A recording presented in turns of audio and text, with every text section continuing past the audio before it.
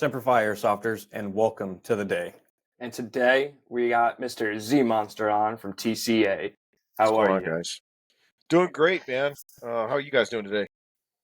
Doing great. It's a beautiful Sunday, and we're going to have a great talk today about some Serious Viking. Are you ready for it? Oh, very ready. We're 2.5 weeks out from being on site. You just gave me a list of things that need to happen 2.5 weeks out. First off, Tier 1 prep. I got to finish that up with Coach, which is this is a great way to talk about Viking. We are quickly approaching 720 players. I think our record is 790. Okay. And we realized that was probably too big. That's when we had the Huey there, and we had to cut half the area off for the Huey. So we were like, all right, I think 750 is the right number. We're at about 720 with the last bit of tickets that they're sitting there. Tickets will cut off this coming Wednesday. So if you haven't got your ticket yet, get your ticket. Folks are asking, I didn't get into Green Platoon for Tier 1, but there's some gold tickets left. Grab a Tier 1 ticket. It doesn't matter. You're going to roll either Green Platoon or Gold Platoon, and you're going to have a great time. That's going to be awesome. Coach's craziness, I think, and I won't give away too much because he hates it when I do. For when he does, this is a quality Tier 1. Lots of breaching, lots of explosive breaching. The scenario is kind of a African embassy bombing, Benghazi kidnapping stuff. So you're kind of going in. If you've seen the movie Rules of Engagement, Samuel L. Jackson kind of stuff. I mean, it's he's kind of gone all in on this one in terms of what about this and what about this, and I want them to deal with this. I'm like, all right, got it. All right, let's do it. So he's using the AO. Expect to be all over the AO during the Tier 1. But yeah, get your tickets before they're gone. The shut-off, I think, is Wednesday. So definitely get your tickets. So let's move right into it. Friday, gates open at what time? Gates open at noon for campers to go and set up and for parking. You can go check out the players can go look at all the sponsors. We're going to have Wolverine there, HPA, BBs will be there, Taggin will be there. Nice. So we can talk. You guys can go and talk to Taggin. Wolverine will be there on the Go Surplus. Airsoft Junkies will have their store like they always do. Sam is blowing it all out and bringing the entire store. That's gonna be nice. Cherub will be there. Veterans for Airsoft will have their booth set up. Steve Walls from Core Night Vision will be there for the guys that are doing night vision rentals, which we'll come back to. Remind me night vision later. So yeah, Friday, gates open at noon. It's the second gate. Look for all the signage, folks. Do not go to the main gate for Guardian Center. They hate that. They're like, I don't know what this airsoft is. Go away. And then next thing you know, somebody's messaging me going, is the event canceled? What's going on? You're like, what are you talking about? Well, they turned me away at the main gate. Like, yeah, go to the second gate. It's the second road on your, it'll be on your right. Yes. If you're coming in from the main road. Yeah, if you're coming from the highway, it's the second gate to Guardian Center. Look for all the airsoft bannerage. We're going to put everything all over that. But it opens at noon for campers to set up. Check-in will start at 1400. If we're ready to go before that, we'll announce. But check-in and registration, everything kicks off at 1400. But you can pull in the gate at noon, so you can establish your camping area in the Pecan Grove. And yes, camping is still free. So awesome.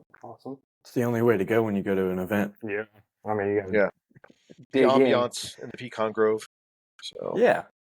Especially for the ex-military guys, you got to get back into that mindset and roughing it is really a good way to do it. Saw two guys almost get into a fight a couple of years back because they wanted to set up their hammock, and they both picked the same tree in the Pecan Grove, and everybody's like, trial by combat? I'm like, are you guys serious? You gonna throw down over all right, man, whatever. So we go get the flintlock pistols. Yeah, 10 paces, turn and shoot. Turn and do it. And then 1800, because things get dark earlier now. Chrono will close at 1730. Tier 1 op order brief will start at 1800 down in the building. We'll point it all out to folks. But for the guys who are very new, because we've gotten a lot of the questions, hey, this is my first Third Coast event. Awesome. You check in by faction, you safety brief all together, and then you chrono by faction. Yep. That's a big deal because guys are going to the wrong. Oh, I'm in Chaos Company. You're like, dude, you see the big tan flag that says Western? Wrong tent, bro. And then they walk over to I don't know where the hell walk over to. But for a lot of the new guys, we check in by faction, we safety brief all together, and then you chrono by faction. So that's a big Follow that's a your big deal. color. Yeah. Yes, follow your color. And And if I you've know a done a big thing side for transfer, I transferred to Eastern. Okay, great. Then go check in at Eastern. They have the check-in list. yeah, and I know a lot of new guys. If you're confused, multicam is tan. Yeah. Yes. What is this new camo CP thing? Like, I keep hearing the CP thing. I'm like, what is CP? Like, oh, multicam. Oh yeah, that's Western. So Yeah. It's multicam, and if you see it, it's tan. For you green guys, yeah, if you kill one in multicam, do not res him. I'm colorblind. it's a thing. It Oh. happens. I did it the first time I went to an event. It happens every event, man. It happens does. every event. Especially when they're trying to medic a guy wearing DCU and you're wearing Woodland. It's like, is that happening right now? I think I even had a guy on Eastern go, "Am I gonna do I let this happen?" I'm like, "Let it happen. Just see where it goes." All right. Just keep your gun on See where that it guy. goes. Yeah. Yeah. Just keep. See Yeah, what he'll this is figure doing. it out. He'll figure it out in a minute. About the third, right around the third person he's put a tourniquet on, he's like, "I'm fucking up, ain't I?" Like, you might as well just finish putting the tourniquet on, dude. He's like, "Damn it." You're gonna Yep. get shot. Yeah. I learned that Yep. once and I was done. Yeah. It's like colorblind is a factor. Yeah, it's like here's a black patch though. Good job. So yeah, the sides are almost equal. I think Western's only down like 2 squads, which allowed us to open up a little bit the last couple of tickets for Eastern today.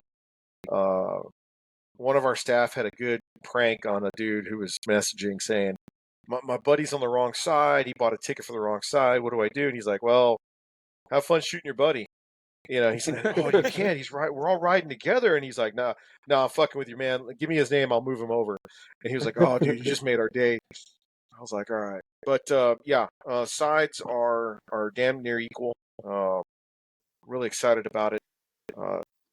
It's the World Cup. It's the World Cup airsoft, man. I mean, the Guardian Center is a premier location, and we're lucky to be able to play there. What kind of player base are we looking at right now?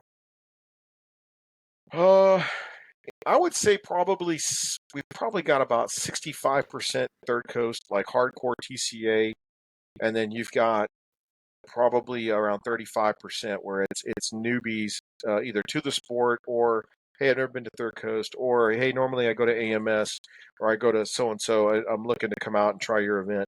The location got them, and then the host got them. So I want to say it's like 65-35, which is just fine. That's awesome. Looking at about And you said roughly 6 technicals per. Ooh. Yeah. Oh So yeah. if It's you gonna got be busy them 40 time on the mic streets. mics, Yeah. bring it Or the back. landmines. Yep. Or the landmines. It's definitely time to be prepared. So Friday, chrono closes 17:30. We start the kickoff for the Tier 1 event. Yep. Step off is at what time for the Tier 1? I think stage and step off for Tier 1. I think he's got you guys staging and stepping off at about 10 till 8, so about 1950. Okay. And look at the Tier 1 going from 20 to 2200, so it's 8 to 10 p.m. He's got a novel idea of how he's going to illuminate the city for Tier 1. Can't wait. Again, night vision's great. Night vision gets you to the X, and then once you're on the X, go loud with lights. Definitely. Once you go loud, you might as well go all the way. Yeah. This robbery becomes a homicide. Go for it. So, yeah, for sure. And then Tier 1 will AAR, and then we'll get everybody closed out. 2200, 2230 at the latest. Okay. So You know, we heard your podcast with Tag In. Is there going to be Yes. some IDF for the tier 1? Okay, so yes, one of the platoons will need to call for fire. Ooh. The other platoon will employ a Carl Gustav.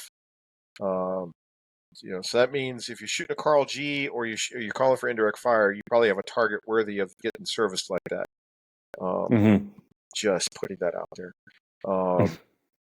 And for the guys who haven't seen the Dominus mortar, either the HPA version or the kick charge version, man, if you're an 11 Charlie or a mortarman for the Marine Corps, it works just like it's supposed to. Deflection, azimuth, at all. I mean, all the guys that I have, 13 series guys that I have in my freaking staff are like, we're going to have so much fun. Because a couple of years ago, Mark had brought the Dominus mortar out to Viking. And we were like, all right, let's call for fire. And so the staff was relaying fire missions from the players, and it was running so slow. After a while, we had so many rounds, it was like, all right, screw it, let's call for fire on the staff members. So OCs were calling for fires on top of themselves. I was like, I wonder if you guys really could hit me. And yeah, the shit was landing exactly where they were. Godfather was like, dude, this is awesome. So what kind of range do you look at for your IDF? That one has about a 400, almost 500 meter range. I mean, it can range. I think our plan is to set up a mortar pit right inside the fence opposite of vendor row. So that way players can like watch a mortar pit in action and go, damn, dude, they're actually hitting stuff downrange. With a range of 500 meters, you can range everything there at Guardian Center. Guys maybe with not all the way down to the subway station, but I mean, damn near. So yeah. One thing I know a lot of guys are going to need to refresh themselves on is if you're on command net, don't you dare say the words repeat. yeah, no shit. You start getting the milsim tick. You're like, not repeat. Say again, over. Yes, say again. Magical phrase.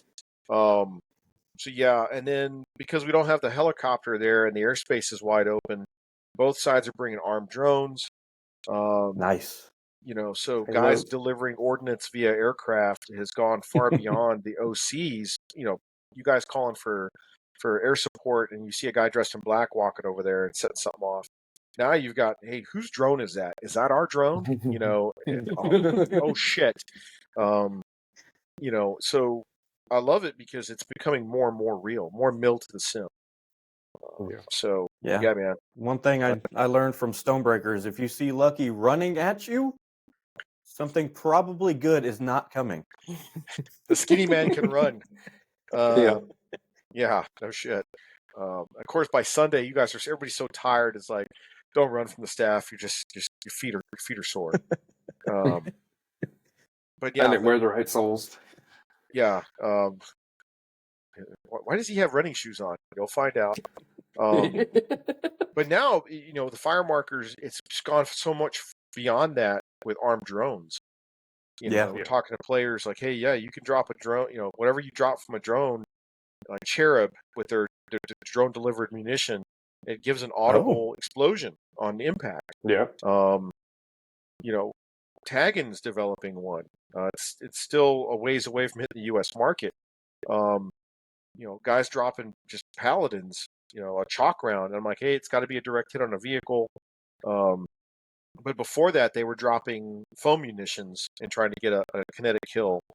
So we've seen it before, but it really comes full bore at Viking. Stonebreaker, we may have a helicopter, either a Huey or a little bird there, don't know yet. So that airspace is very constricted. At Viking, you don't have that problem. Yeah. Everybody's gonna be like, get off Definitely the streets. Looking forward. Yeah. So that wraps up Friday. So let's start into the big day for everybody. Yep. Saturday morning, 7:30 in the morning. Chrono will be open. Registration will be open. We'll try to get the majority of the folks that didn't come in on Friday, get them checked in. For the folks that didn't lean forward and get it done on Friday, get it all done before 10:15. Chrono shuts down at 10:15. And then you get your butt to formation. And then formation's 10:30, 10:45. You're moving out to your start points. This time around, we're having all three specialty units start forward. So, Darby, Soph, and Ripper get to start forward. You got Commandos, Airborne, and Royals starting forward somewhere on the field.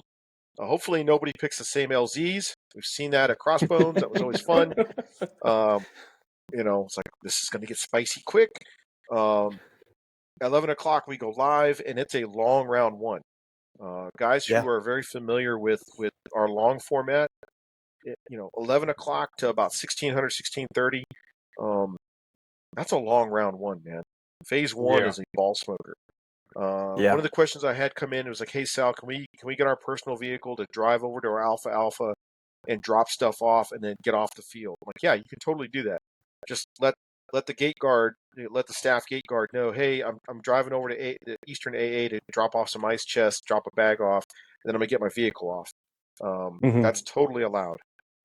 Just make sure you guys are following vehicle rules, even if you're in your POV. Yeah. Now, once the game goes live, there's no civilian vehicles moving. Only vehicles on the field are technicals. But, we only have 5 range passes per Alpha. So for Eastern, we're taking the 5 range passes from Western and giving them to Eastern and going, all right, 10 commanders or 10 unit leaders from Eastern will be able to drive over to their AA and park it over there. But that's a really small space against the fence line on the east side of the map. So I can't have 10 vehicles over there. But if you need to drop, hey, man, we're going to put everything in the back of so-and-so's truck, get it over there and drop it, and then get the vehicle off before start X. Totally just coordinate with the gate guard. Fitz will be running the gate, one of our airborne vets. So he'll make sure, hey, here's 1 of 9, 2 of 9, and then you're out of range passes.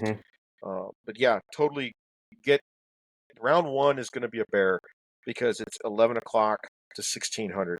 And the guys who did Crossbones, were like, hour on, hour off. This is a great format. And you're like, yeah, well, Viking is our old format.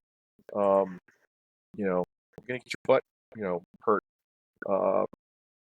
11 o'clock to 1600 is phase one. One of the guys read the op order and realized that the sunset times are on the op order. And they say, it's going to, sun goes down at 17:30. Holy shit. I'm like, yeah, dude. And it's about 40% illume. It's going to be dark. Yep. Coach, what he likes to do is it's like a player unknown battlegrounds thing where the city is very well lit. And every 15 minutes, he shrinks the light. So by the time you get closer to Pause X for phase 2, the city's pretty much blacked out. Nice. We like it when he does that because players are like, I'm waiting for the darkness. Or they're patrolling around the perimeter of darkness. And when I say like lit up, he's only turning on a few lights. Because there's 2 buildings there that if you turn on those 2 lights, it pretty much illuminates most of the city. So I always let Coach run that, and he's been very successful in having this creeping darkness. Nice. That's gonna be awesome. Man, if you think about it, phase 2 starts at 1800 and it goes all the way to 2200. So that's a long phase 2. That is, but it brings a certain immersion to the game. You get more experience on the field, especially during the morning times, to learn where you are, where you need to go, where your objectives are. So that way, when the phase 2 starts, you know where you need to go, even though it's dark. Yeah, you've prepared your tactical operation for that. Yeah, and you've been able to absorb lessons learned too. You're like, hey man, don't go that way. Yeah. Like, hey, I had an idea that we got. Let's try to maneuver around. And you go, ooh, learning, good. Guys who were at Crossbones were like, there was no time for that. It was go, go, go, go, go. And you're like, yeah, I know. You guys kind of missed out on the the pacing and. So I was like, don't worry, Viking, the pace button will be back on. You'll be able to slow roll it. But yeah, dude, long phases are I think certain players really like that stuff. Yeah, it just brings it gives more depth to the game versus going and playing and then coming off the field and then going and playing. Yeah. It's a lot more And then- interesting when you get more time. Yeah. Yeah. And then Sunday, we were thinking of doing 2 rounds on Sunday, but we were like, you know what? I think an 8:30 start X with a noon end to phase 3. Again, it gives you guys that time to fight the battles and develop the strategy. Both commanders are like, I have time to develop a strategy. So Yeah. a long phase on Sunday to close it out. The weather is supposed to be way better than it ever was in September. So, I'll take great weather compared to hot. You can't get any more naked in September. In December, you can always put more layers on. Yeah, But exactly. I think most guys run in. It always amazes me when people wear too much snivel gear. You guys remember when you're in uniform? It's like, hey, dude, are you warm? Yeah, take all that shit off. Yeah, people we're at gonna see it. nighttime, they're gonna definitely be bundling up before going back out on the field for that phase 2 on Saturday. Yeah. You need to be careful with that though. Yeah, because you're gonna warm up and then you're gonna realize I'm too fucking warm. Yeah, Yep. take some of that stuff off. But yeah, dude, we were excited because it's going to be it's at the Guardian Center, and 2, with the weather being right, we can push the phases to be longer. Mm-hmm. So yeah, and with 6 vehicles on each side, oh yeah, It's gonna be awesome. gonna be good. Gonna be good. So Definitely looking forward to it. I know a lot of guys are looking forward to it. There's a lot of guys that have never played at Guardian Center that are going to get their first experience there, myself included. Yep. This will be my first TCA event. Yeah. Oh wow. Well, for the guys who are used to Third Coast and haven't been to Guardian, you're in for a treat because the AO is huge. That's awesome. And it was Yeah. built like a city. There was thought Mhm. put into this thing, and it was built like an actual urban cluster. Not like our GTI, not like Crossbones, where it was a prison. Starburst, yeah, it's a mount site, but mount sites are built in a very particular way. Yeah. Guardian Center, there's no comparison. It's a town, wide streets. You got to really hunt with your eyes. Okay, look, there's a blind alley right there. How do I get to where I'm supposed to be, not fighting the whole way? And again, that gives players at every level a chance to execute more of this than this, Yeah. which is what we want. Yeah, So- I think that's gonna be the epic part right there. Yeah, it's definitely a full immersion, like especially for the veterans that are going. You get to tap back into not only your mount skills, but your maneuvering skills, your combat hunter skills, everything that you used to know and get drilled into, you get to use that once again. And that's what's so great about TCA events is they make you think more than they make you fight. Yeah. Telling guys, walking up to players in the middle of a round going, where are you trying to go? Trying to seize Objective Lorry. Okay, what do you know about Objective Lorry? It's on the first floor in the southeast corner. Okay, great. Why are you trying to go down this way? What do you mean? Well, why are you trying to go down this street? Well, it's the quickest way there. Okay, that may not be the best answer though. Right. We don't put the objectives haphazardly. We put them with. We want tactical thinking applied. And the guys who are long-time Third Coast players recognize it very quickly and go, Sal and Snick or Sal and Mendoza or Mendoza and freaking Coach did not put this objective here for no reason. Like, how do we hold it? How do we defend this crossroads? Why is this thing? Why is the objective here at this spot? Is there a good questions. vantage point? Yeah. How do I hold Definitely it? good. I loved it when guys were like, hey, we're on the objective, we're holding it. I'm like, you're not going to hold it for very long if you don't push beyond it. Yeah. You know, there's some free chicken. You'll hold all these objectives if you take it and move beyond it and seize the ground on the far side. You don't want to fight the fat, hungry person in the kitchen. You want to fight them on the front porch, you know, in the Right. living room, in the hallway, then in the kitchen. You know, and I love watching people have that aha moment. You know, I think every one of the staff they're like, dude, that dude, all of a sudden the light bulb came on and he was like, oh, you know, and they were on it. You got to have layers to your defensive position. Yes. Especially if you're only one person. It's like, Yeah. yeah, me in this room right now, not a good idea. Yeah. You know, so yeah, man, that AO is awesome. And I'm glad that we have an opportunity to go back to it. Yes. But what are we really know, here to talk about? And I know a lot. Last time we talked, actually, you said, you know, it's going to be different for even all those guys that have done TCA Serious Viking before, because you guys have made some changes this time to make it interesting for everybody, not only first-time players, but people that have been there before. Yeah. The objectives move around. It's never the same game twice. One guy tried to tried to chat us or Karen us on it. Like, the alphas are in the same place. Yes, because that keeps it fair for both sides, but it gives the tactical problem set the way we want it, because you're there to shoot at each other too. But I think that's the equal distance to the objectives. If I try to do it north to south, one side really doesn't get much access to the city. If we do parallel starts, then you never see the north side, and the guys on the north never see the south side. You know, so where the objectives are, where the alphas are, the respawns, that lends itself to giving each side a fighting chance to make it into the town. Now, For where the you guys that objectives aren't are is a riding different on, animal. for you guys that aren't riding on technicals, don't gas yourself at the go. Yeah.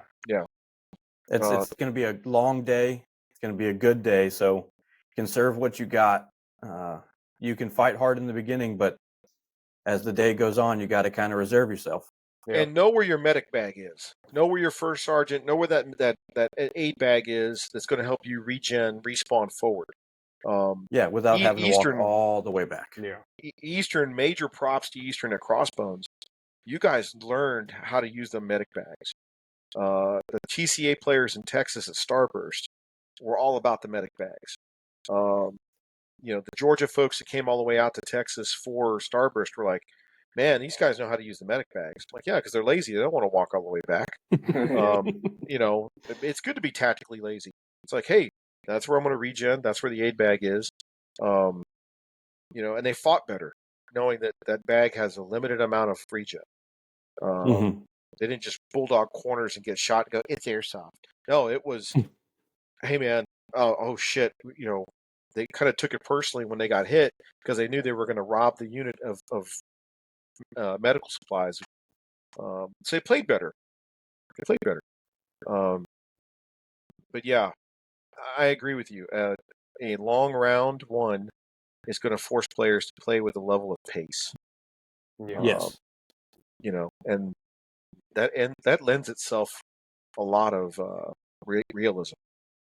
So it's definitely going to be a keep your head on a swivel type of game for sure. Yeah, you never know.